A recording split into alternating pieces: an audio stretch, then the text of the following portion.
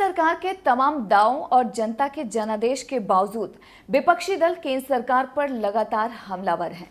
विपक्ष का ये आरोप है कि केंद्र सरकार एजेंसियों का दुरुपयोग कर रही है क्योंकि वो विपक्षी दलों का खात्मा करना चाहती है। इन्हीं तमाम मुद्दों पर बातचीत करने के लिए आज हमारे साथ मौजूद हैं भारतीय जनता पार्टी के वरिष्ठ नेता और राज्यसभा सांसद नरेश बंसल जी। जनतंत्र टीवी में आपका स्वागत है। नमस्कार। वर्तमान में जो हालात बने हुए हैं, क्या ये बात सच है कि केंद्र सरकार जानबूझकर तमाम राजनीतिक दलों को परेशान कर रही है? तो परेशान करने का कोई सवाल ही नहीं है, लेकिन लोकतंत्र में ये भी देखना चाहिए कि हम जनता के कल्याण के लिए राजनीति करते हैं, चाहे वो सत्तारूढ़ दल हो या विपक्ष हो। तो विपक्ष को खुले हाथ भ्रष्टाचार करने की, लूट करने की ये छूट नहीं दी जा सकती, चाहे विपक्ष हो चाहे कोई भी हो। जब भी उन पर कोई इस प्रकार की कार्रवाई होती है, कार्रवाई कानून सम्मत होती है, कानून अपना काम करता है, कोर्ट में वो जाते हैं, राहत नहीं मिलती, तो क्या मतलब है इसका? उन्होंने भ्रष्टाचार किया है। जहाँ भी ईडी की कार्रवाई हुई, सीबीआई की कार्रवाई हुई, नोटों के पहाड़ मिले, तो ये किसने वहाँ पर रख दिए? उन्हीं की जो भ्रष्टाचार की कमाई है, वो जब अनर्थ हो रही है, वो जब जनता के बीच में उभर कर के आ रही है, उखड़ करके आ रही है, तो वो इसको राजनीतिक विद्वेष की बात बोलते हैं। कुल मिलाकर ये कानून सम्मत कार्रवाई है और मोदी जी का स्पष्ट कहना है, मोदी जी के नेतृत्व में देश भ्रष्टाचार को बिल्कुल जड़ से समाप्त करने के संकल्प के साथ काम कर रहा है। और इस प्रकार की कार्रवाई, चाहे वो कोई भी व्यक्ति हो जिसने भ्रष्टाचार किया है, जिसके सबूत हैं, उस पर कार्रवाई होगी। ये चिल्लाने से कोई राहत मिलने वाली नहीं है, चिल्लाने से कोई काम चलने वाला नहीं है कि राजनीतिक विद्वेष से हो रही है। वो ईमानदारी से राजनीति करें तो कोई उस पर कार्रवाई नहीं कर सकता, लेकिन भ्रष्टाचार करेंगे तो कार्रवाई होगी। दिल्ली के मुख्यमंत्री लगातार ये आरोप लगा रहे हैं, अरविंद केजरीवाल की भारतीय जनता पार्टी उनके विधायकों को 20-20 करोड़ में खरीदना चाहती है। क्या वाकई में दिल्ली में आप लोग ऑपरेशन लोटस को अंजाम देना चाहते हैं क्या? नहीं, हमने इस प्रकार का ऑपरेशन लोटस कहीं भी नहीं किया है। उन्हीं के अपने, मुझे लगता है कि केजरीवाल जी को लग रहा है कि उनके विधायकों में कहीं ना कहीं असमंजस है उनके भ्रष्टाचार को लेकर के, और भविष्य में कुछ वो कदम न उठा लें, उसको रोकने के लिए वो इस प्रकार का अनर्गल आरोप लगा रहे हैं, जिसके अंदर कोई सच्चाई नहीं है, जिसमें कोई तथ्य नहीं है। आम आदमी पार्टी का ये भी आरोप है कि क्योंकि वो लोग हिमाचल प्रदेश और गुजरात में बेहतर काम कर रहे हैं, और उनका कहना है कि क्योंकि बीजेपी डरी हुई है विधानसभा चुनाव से, खासतौर पे गुजरात और हिमाचल प्रदेश को लेकर, इसलिए ये सीबीआई की कार्रवाई हो रही है। क्या ये सही है? नहीं, ये उनके दावे झूठे हैं। वो उत्तर प्रदेश में भी बेहतर प्रदर्शन करने वाले थे पिछले विधानसभा चुनाव में, वो उत्तराखंड में बेहतर प्रदर्शन करने आए थे, लेकिन 70 में से 68 सीटों पर उनकी जमानतें जब्त हुई हैं। तो इस प्रकार के झूठे दावे करना, मैंने कहा ना, वो झूठ के मसीहा हैं, और ऐसे दावे करना उनकी आदत में शुमार है। लेकिन जब रिजल्ट आता है तो जनता का जो निर्णय होता है वो सबको स्वीकार करना पड़ता है, लेकिन उसमें भी वो प्रश्न चिन्ह लगाने का कोशिश करते हैं। क्योंकि देखा जाए तो अभी अगर झारखंड की बात करें तो मुख्यमंत्री हेमंत सोरेन को लेकर चुनाव आयोग ने उनकी सदस्यता रद्द करने की सिफारिश राज्यपाल को की है। क्या आपको लगता है कि एक बड़ा झटका है हेमंत सोरेन को? निश्चित रूप से भ्रष्टाचार के ऊपर प्रहार है। वो लाभ के ऑफिस ऑफ प्रॉफिट में उनको चुनाव आयोग ने रद्द करने के लिए सिफारिश की है, समझना चाहिए। लेकिन इसमें भी क्या स्टेटमेंट आ रहा है उनका कि संवैधानिक संस्थाओं को खरीद लोगे, जनता को कैसे खरीदोगे? अरे जनता को तो आपने अपने आप विमुख किया है अपने कामों से। जब आप ऑफिस ऑफ प्रॉफिट लेते हुए जो संविधान के अनुसार ठीक नहीं है, तो और इस पर कोई निर्णय आता है, यानी मैं देख रहा हूं कि विपक्ष के किसी भी नेता के खिलाफ उनको कोई कानून पर विश्वास नहीं, उनको सुप्रीम कोर्ट, हाई कोर्ट पर विश्वास नहीं, इनको संसद पर विश्वास नहीं, अंततोगत्वा इनको जनता पर भी विश्वास नहीं है। तो इस प्रकार से ये अपने आप को डिफेंड करने की जो नाकाम कोशिश करते हैं, बजाय इसके उनको अपने आचरण में सुधार करना चाहिए।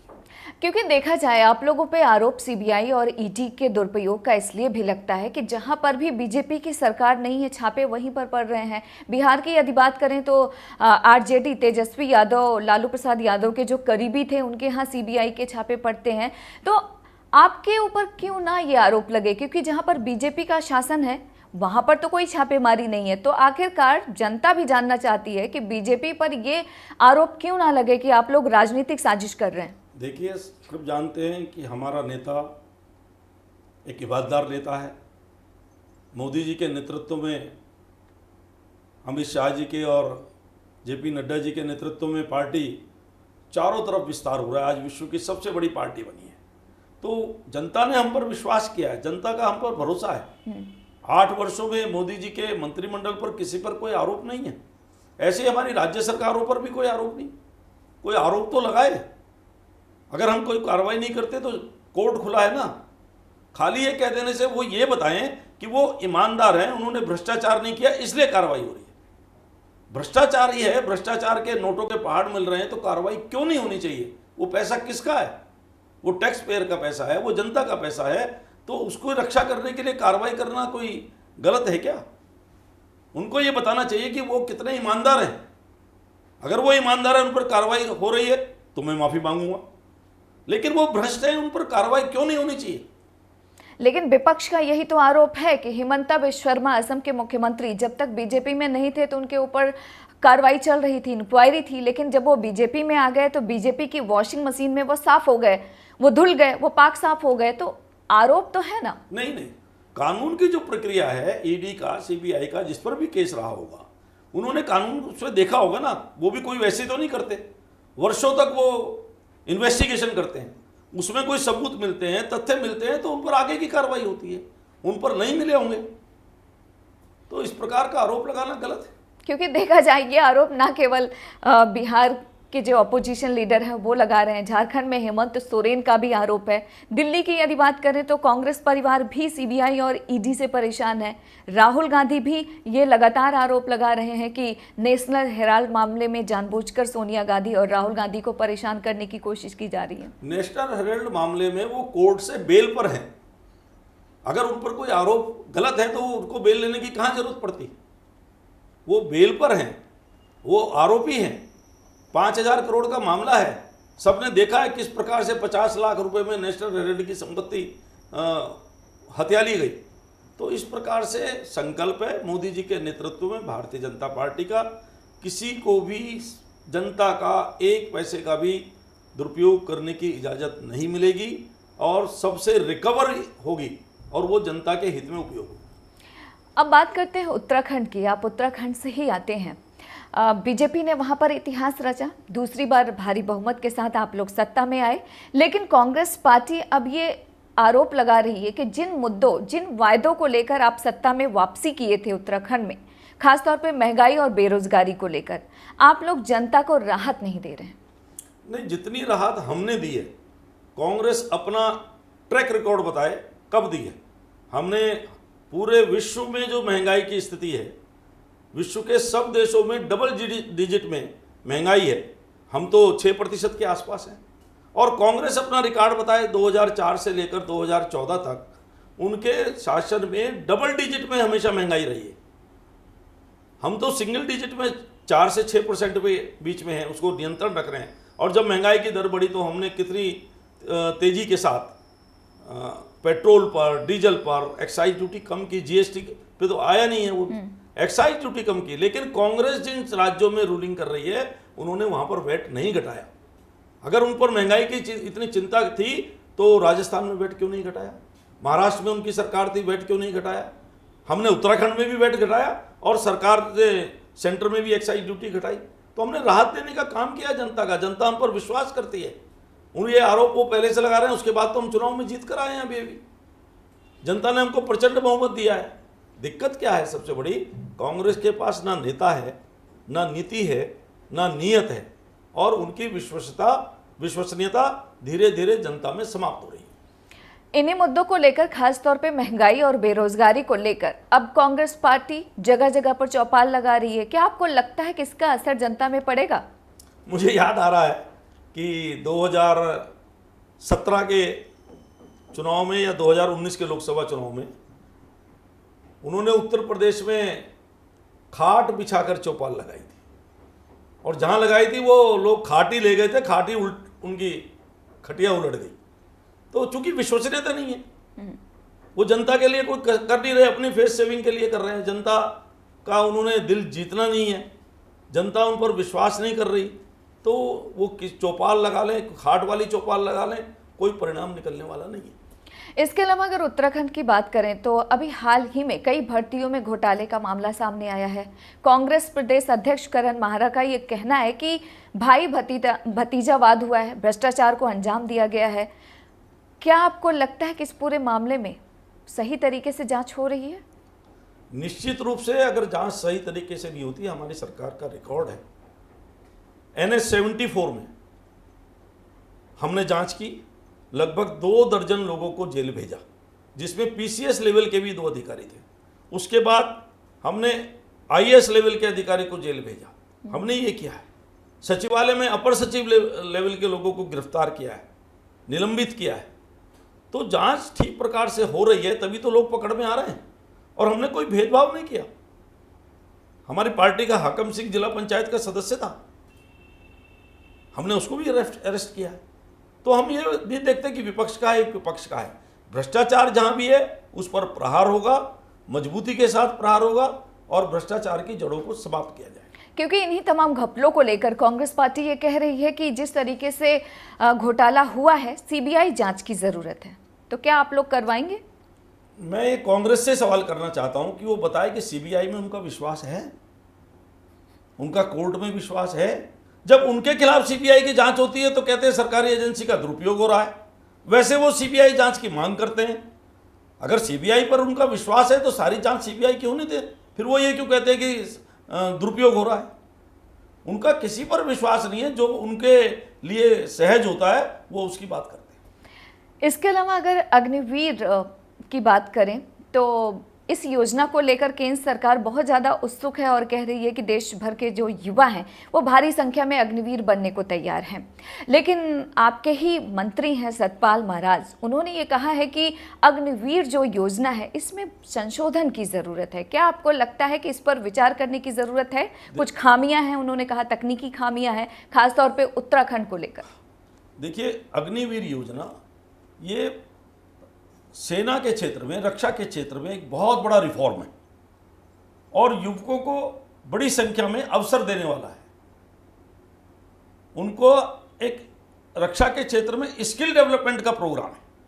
3.5-4 साल उनकी ट्रेनिंग, सब प्रकार की डिसिप्लिन और उसकी हथियार चलाने की ट्रेनिंग, सब की ट्रेनिंग, और वो भी वेतन के साथ, उनको सब प्रकार की सुविधाओं के साथ। उसके बाद जो सेना में जाएंगे, सेना में सेवा देके बाकी का समाज के बाकी क्षेत्रों में उपयोग होगा, क्योंकि उनका स्किल डेवलपमेंट हो जाएगा। तो सब जगह उनकी मांग होगी। बहुत अच्छी योजना है। जहाँ तक सतपाल महाराज जी का आपने प्रश्न किया है, मेरे संज्ञान में भी ये मामला आया है। उत्तराखंड सैनिक बाहुल्य प्रदेश है और उत्तराखंड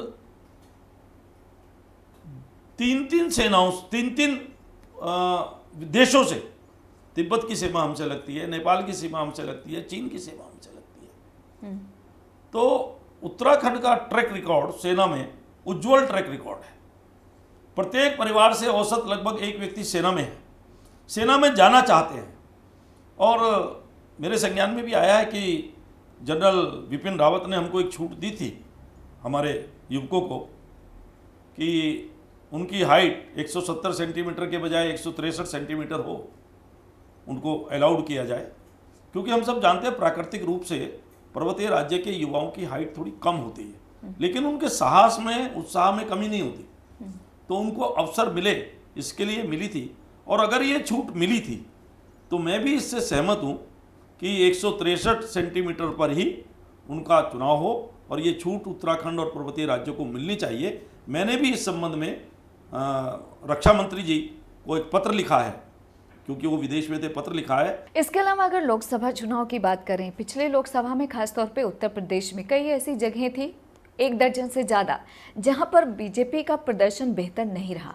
वहां की जिम्मेदारी आपको दी गई है कि आने वाले समय में बेहतर हो सके। उसको लेकर आप किस तरीके से तैयारी कर रहे हैं ताकि आने वाले समय में जब लोकसभा चुनाव हो, जहां पर बीजेपी का प्रदर्शन यूपी में बेहतर नहीं रहा, किस दिशा में काम हो रहा है? देखिए, भारतीय जनता पार्टी जब चुनाव होता है तो चुनाव के बाद उसकी समीक्षा करती है, चाहे हम हारे चाहे हम जीते, और उसके बाद अपनी कमजोरियों का समीक्षा करके उस पर एक रणनीति बनाकर आगे बढ़ती है।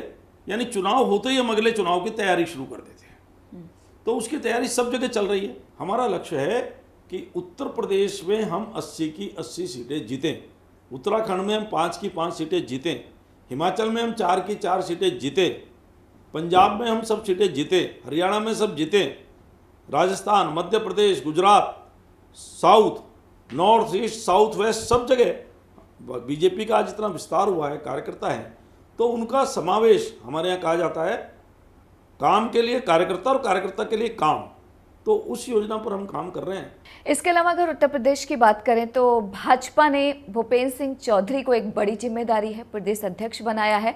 विपक्ष कह रही है कि दरअसल बीजेपी भूपेंद्र सिंह चौधरी के बहाने उत्तर प्रदेश, राजस्थान, हरियाणा के जाट समुदाय को साधना चाहती है। आप कैसे देखते हैं? ये विपक्ष का आरोप है हमारे यहाँ, चूंकि उनके यहाँ अध्यक्ष बनाने की, अध्यक्ष चुनने की कोई प्रक्रिया ही नहीं है। 20 साल से एक ही परिवार अध्यक्ष है, उनको कोई दूसरा देश भर में 130 करोड़ लोगों में अध्यक्ष नहीं मिल रहा है अपनी पार्टी के लिए। हमारी पार्टी में तो परिवर्तन होता रहता है, सबको अवसर मिलता है, हर 3 साल में अवसर मिलता है। अब आवश्यकता थी, वहाँ स्वतंत्र देव सिंह जी मंत्रिमंडल में चले गए तो वहाँ अध्यक्ष तुरंत बनाया गया, और जिसको भी बनाते उन्होंने कोई ना कोई बात बोलनी थी, आखिर कोई तो अध्यक्ष बनेगा। उपराष्ट्रपति जी का चयन हुआ तब भी उन्होंने यही बात कही। तो इसलिए उनकी किसी बात पे तथ्य नहीं है, उनको कुछ ना कुछ बहाना लेकर, आलोचना का एक बहाना है। लेकिन भारतीय जनता पार्टी सबका साथ, सबका विकास, सबका विश्वास और सबका प्रयास, इसको लेकर चलती है। इसलिए जिसकी जहाँ भूमिका नेतृत्व ठीक समझता है उसको भूमिका देता है। इसके अलावा यदि कांग्रेस पार्टी की बात करें तो कांग्रेस भारत जोड़ो अभियान की शुरुआत कर रही है। क्या आपको लगता है कि उनके इस अभियान का कोई असर बीजेपी पर होगा या फिर जनता जुड़ेगी उनसे? मैंने पहले भी कहा, महंगाई के विषय में जब आपने कहा चौपाल लगाने की बात है, उनके पास नेता, नीति, नियत का अभाव है। भारत मोदी जी के नेतृत्व में एकजुट है। हम एकजुट भारत को, एक भारत श्रेष्ठ भारत, सुरक्षित भारत, शक्तिशाली भारत, इस बनाने में जुटे हैं। हमारे नेता, हमारी नीति, हमारा नियत, इस पर जनता का विश्वास है। इसलिए कांग्रेस कुछ भी कर ले, क्योंकि कहीं ना कहीं कांग्रेस को लोग ये भी मानते हैं कि देश जो खंडित हुआ है उसमें उनके नेताओं की जल्दबाजी शासन करने की थी, इसके कारण भी हुआ। जिस तरीके से परिस्थितियां बनी हुई हैं, खासतौर पे अगर विपक्षी दलों की बात करें, चाहे ममता बनर्जी हो या फिर केसीआर हो, लगातार कुछ लोग हैं, खासतौर पे अगर ममता बनर्जी की बात करें, एक तीसरा फ्रंट बनाने की कोशिश लगातार वो करती रही हैं। आपको क्या लगता है कि यदि विपक्ष 2024 में एक साथ आ जाता है तो क्या बीजेपी की राहें मुश्किल हो सकती हैं? बीजेपी की कोई राह मुश्किल नहीं है, क्योंकि बीजेपी कार्यकर्ता आधारित मास पार्टी है। उनके किसी अभियान को कोई सफलता मिलने वाली नहीं है, और जब वो एक हो जाएंगे, एकता उनमें हो जाएगी और वो प्राइम मिनिस्टर कैंडिडेट की बात करेंगे, क्योंकि कोई वैकेंसी नहीं है 2024 में प्राइम मिनिस्टर की, देश ने मान रखा है उसको। आप कह रहे हैं कि 2024 तक पीएम पद पे वैकेंसी नहीं है। आपके बहुत पुराने सहयोगी थे जेडीयू, नीतीश कुमार, आपके साथ रिश्ता उनका टूट गया, अब आरजेडी के साथ सत्ता में है। नीतीश कुमार ने कहा कि जो आज हैं वो 2024 में नहीं रहेंगे यदि विपक्ष एक साथ आ जाए, निशाना सीधे तौर पर प्रधानमंत्री पर। उसमें यदि है ना, वो यदि बहुत बड़ा है,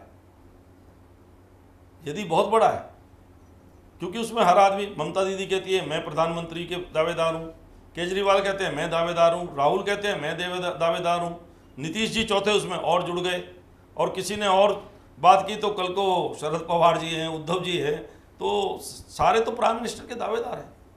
लेकिन देखा जाए आपके जो पुराने सहयोगी थे, चाहे शिवसेना हो, उद्धव ठाकरे हो, नीतीश कुमार हो, लगातार आपसे दूर हो रहे हैं, तो क्या आपको लगता है कि इसका नुकसान होगा आप लोगों को? नहीं, देखिए, हम सबको साथ लेकर चलना चाहते हैं। 2014-2019 आप देख सकते हैं कि हमने अपने आधार पर पूर्ण बहुमत प्राप्त किया, लेकिन हमने फिर भी सबको साथ रखा।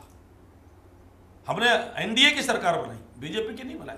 आगे भी हम ये चाहते हैं, लेकिन सहजता की और स्वार्थ की राजनीति करने वाले लोग बहुत दिन तक ईमानदार लोगों के साथ, देश की सेवा करने वालों के साथ, देश को परम वैभव पर ले जाने वालों के साथ नहीं चल सकते। ये उनकी मजबूरी है, इसलिए वो छोड़कर जाते हैं। क्योंकि जिस तरीके से स्थितियां बनी हुई हैं, विपक्ष तो यही आरोप लगा रहा है ना कि आप लोग सीबीआई और ईडी के जरिए देश के जो असल मुद्दे हैं, खासतौर पर महंगाई और बेरोजगारी, उससे जनता का ध्यान हट सके, इसलिए इतनी ज्यादा छापेमारी है। नहीं, ध्यान कैसे हटे? महंगाई बेरोजगारी जहां मुद्दा वहां भ्रष्टाचार मुद्दा नहीं है क्या? केजरीवाल की पार्टी तो भ्रष्टाचार के मुद्दे पर अन्ना हजारे के साथ आंदोलन करके निकल करके आई थी। और मैंने वो वीडियो भी सुना है जिसमें केजरीवाल कह रहे हैं कि सत्ता की कुर्सी में कोई ऐसी बात है कि उस पर आने वाले बैठेंगे तो भ्रष्ट हो जाएंगे, और वो साबित कर रहे हैं उस चीज को जो उन्होंने कहा था। अगर 2024 की बात करें, आपको क्या लगता है कि वो कौन कौन से मुद्दे होंगे जिसको लेकर आप लोग जनता के बीच जाएंगे? हालांकि अभी वक्त है, लेकिन क्या आपको लगता है कि 24 में वापसी होगी? 24 में 100% वापसी होगी। आज कोई और जितनी इस बार सीटें लाई, इससे ज़्यादा सीटें लेकर के हम आएंगे, क्योंकि हमने जनता के लिए ईमानदारी के साथ काम किया है, जनता का विश्वास जीता है, जनता हमको समर्थन कर रही है, जनता हमको आशीर्वाद दे रही है। वो आशीर्वाद बना रहेगा क्योंकि हम अपने पथ से भटकने वाले नहीं हैं। चाहे जितने प्रलोभन आए, चाहे जितने दबाव आए, हम जिस पथ पर चल रहे हैं वो पथ कंटकाकीर्ण मार्ग हो सकता है, लेकिन हम उस पर विजय प्राप्त करेंगे, इसके लिए चल रहे हैं। इसलिए 2024 में कोई संशय नहीं।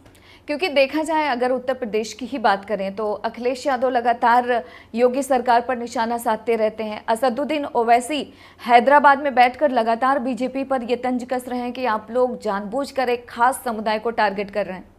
नहीं, हमने किस विषय पर किया है टारगेट खास समुदाय को?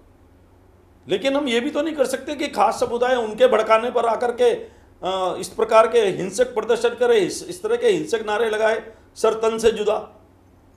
आखिर कानून का राज्य है, उसका समर्थन नहीं किया जा सकता।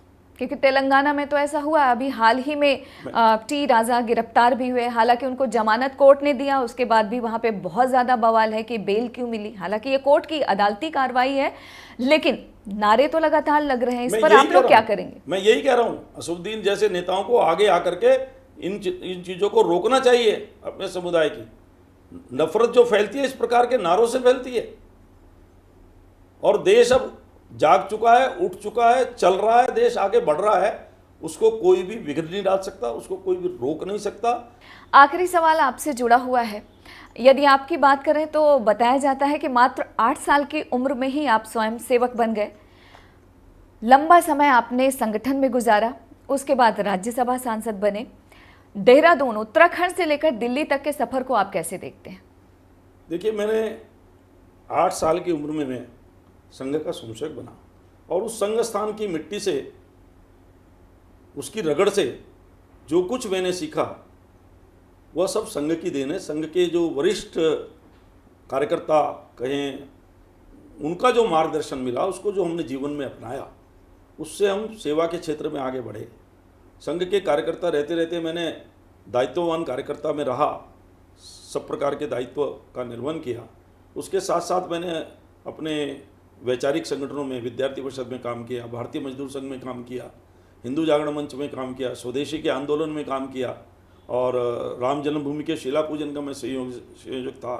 डॉक्टर हेडगेवार जी की जन्म शताब्दी का मैं अपने नगर का महामंत्री था। इस प्रकार के सभी कामों में सहयोग करते करते आगे बढ़े, और 91 में जब भूकंप आया और संघ की एक समिति बनी, उत्तरांचल दैवीय आपदा पीड़ित सहायता समिति, हमारे बहुत वरिष्ठ कार्यकर्ता थे संघ के, डॉक्टर नित्यानंद जी प्रोफेसर थे ज्योग्राफी के, उनके नेतृत्व में वो समिति बनी, और उनके नेतृत्व में जो पुनर्वास का वहाँ पर काम हुआ, 55 गांव गोद लेकर के लगभग 410 ग्रामीणों के सहयोग से उनके मकानों को बनाना, और वहाँ पर उनके बहुउद्देश्य काम चलाना, सबके रोजी रोटी रोजगार की चिंता करना, वो जो यशस्वी काम हुआ उसकी भूरी भूरी प्रशंसा सब जगह हुई है। आज भी उसके हॉस्टल चल रहे हैं, वहाँ के पढ़े हुए बच्चे आज अनेक स्थानों पर, बड़े स्थानों पर चले गए हैं, जो वहाँ पर जिनको पढ़ाया गया। तो उसमें भी मैं 20 साल तक संस्थापक महामंत्री रहा हूँ। मैंने बैंक में 24 साल नौकरी की है। बैंक की नौकरी करते करते सब काम किए हैं। 2001 में VRS लेकर मैं राजनीति के क्षेत्र में आया। मैं इंटर कॉलेज में स्टूडेंट यूनियन का जनरल सेक्रेटरी रहा, लेकिन मेरा कुछ भाग्य ऐसा है कि मुझे चुनाव लड़ने का कभी मौका नहीं मिला। मैं जनरल सेक्रेटरी भी निर्विरोध बना था। इसी प्रकार राजनीति में भी मैं आया 2001 में, मैं सहकारिता के क्षेत्र में, क्योंकि बैंक का था तो सहकारिता के क्षेत्र में प्रदेश का महामंत्री बना, प्रदेश कार्य समिति का सदस्य बना। 2002 में हमारी सरकार नहीं आई उत्तराखंड में, मुझे प्रदेश महामंत्री संगठन का काम दिया गया। पूर्णकालिक होता है प्रदेश महामंत्री संगठन। मैंने उस काम को 7 वर्ष तक अपनी योग्यता क्षमता से करने का प्रयास किया, सबके सहयोग से।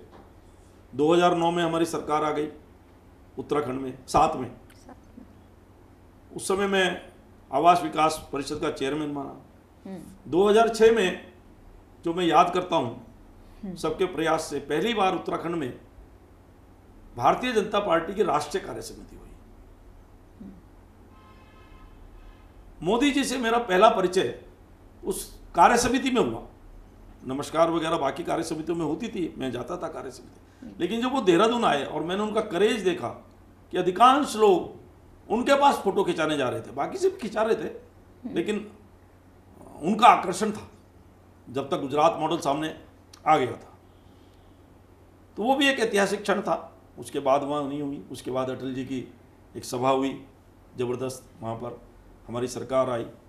2012 में बाय डिफ़ॉल्ट हमारी सरकार नहीं आई, एक सीट से हमारे मुख्यमंत्री खंडूरी जी के हारने के कारण वो नहीं आई। 2012 के चुनाव में भी संगठन ने मुझे कहा कि आप टिकट ना मांगे, मैंने नहीं मांगा और मैं चुनाव अभियान समिति का महामंत्री बना। फिर 2012 में जब सरकार नहीं आई तो मुझे संगठन की फिर जिम्मेदारी मिली। मैं 2012 से 2019 तक प्रदेश का महामंत्री रहा और 19 के लोकसभा चुनाव में कार्यकारी अध्यक्ष की भी मुझको जिम्मेदारी मिली। 2012 से 19 तक रहा। 2017 में हमारी सरकार प्रचंड बहुमत से आई।